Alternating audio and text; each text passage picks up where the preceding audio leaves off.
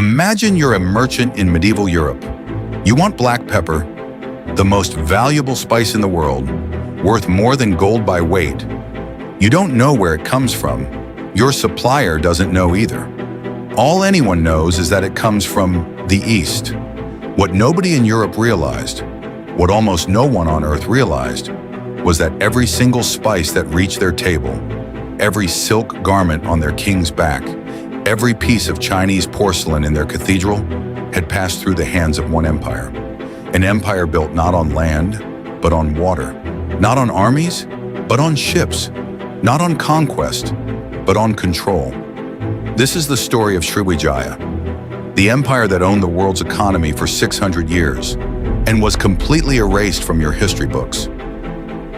To understand Sriwijaya, you need to understand one geographical fact that shaped the entire ancient world.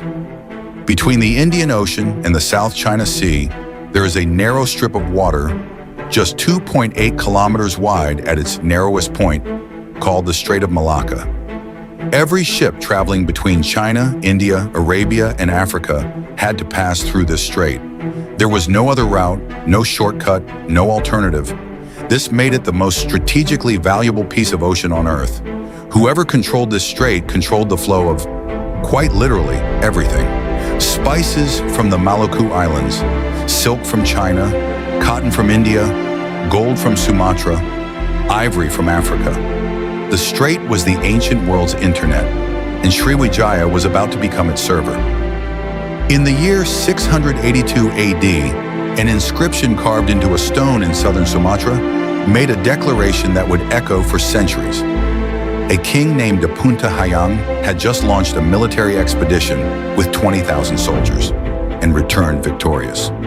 Sriwijaya was open for business, but here's what made Sriwijaya different from every other empire of its time. It didn't grow by conquering land, it grew by controlling water. Instead of building walls, Sriwijaya built ports. Instead of taxing farmers, it taxed ships. Instead of training soldiers, it trained sailors and diplomats. Every kingdom on the coastline was given a choice: join Sriwijaya's trade network and prosper, or be blockaded and starve. Most chose to join. Within a century, Sriwijaya had transformed from a small river kingdom on Sumatra into the dominant maritime power in all of Southeast Asia. Its capital, Palembang, became one of the wealthiest cities on Earth. A cosmopolitan trading hub where Chinese monks, Indian scholars, Arab merchants, and Malay warriors lived side by side.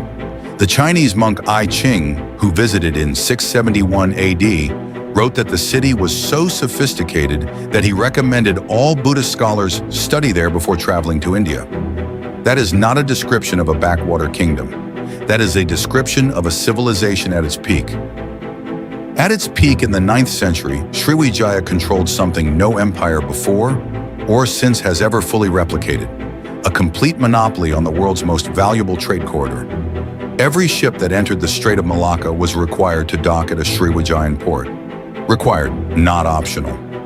At that port, it would pay a percentage of its cargo as tax. It would sell some goods, buy others, and only then was it allowed to continue its journey. Sriwijaya didn't need to produce anything. It simply positioned itself at the intersection of everything. Think of it like a toll road, except the toll road connected the two richest civilizations on Earth, Tang Dynasty China and the Abbasid Caliphate, and Sriwijaya owned every single kilometer of it. The wealth this generated was staggering. Arab geographers wrote about Sriwijaya's king being so rich that he threw gold bricks into the sea every morning. As a ritual display of wealth so extreme, it went beyond counting. Was that literally true? Probably not. But the fact that Arab observers felt the need to invent that story tells you everything about how Sriwijaya appeared to the outside world. It appeared infinite. But no empire lasts forever, and Sriwijaya's greatest strength, its dependence on trade, would become its greatest weakness. In 1025 AD, the Chola Empire, a powerful Hindu kingdom from South India, launched a massive naval raid. They struck Sriwijayan ports up and down the Malay Peninsula, capturing the king's son, looting the royal treasury, and severing the trade network that Sriwijaya had built over 3 centuries. It wasn't a conquest. The Chola wanted to break the monopoly, to open the trade routes for their own merchants. And they succeeded. Sriwijaya recovered. But it was never quite the same. The raid had exposed something no amount of gold could hide. Sriwijaya's power was not invincible. Vassal kingdoms began to test their independence. New trade routes emerged. New powers competed for the same ports, the same merchants, the same rivers of gold. Sriwijaya fought back. For 2 more centuries it held on, but the tide had turned. By the late 13th century, Sriwijaya was gone. Not with a final battle, not with a siege, not with a king executed in a public square.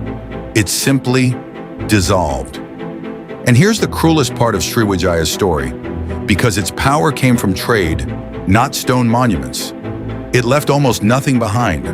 Rome left the Colosseum, Egypt left the pyramids, Greece left the Parthenon. Sriwijaya left almost nothing. A few stone inscriptions in a jungle, some scattered artifacts, and a Chinese monk's travel diary that most historians almost missed. For nearly 600 years after its fall, Western scholars didn't even know Sriwijaya had existed. It was only in 1918 that a French historian named Georges Codez pieced together the inscriptions and realized there had been an empire here, a great one.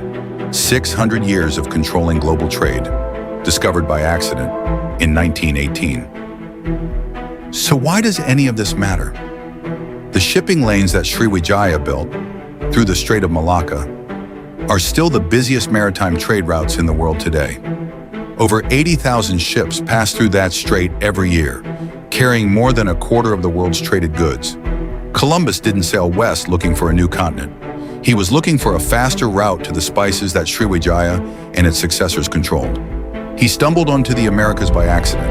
Every time you use black pepper, every time a container ship passes through the Strait of Malacca, every time you see a mosque or a Buddhist temple in Southeast Asia, you are looking at the legacy of an empire that history forgot to teach you about.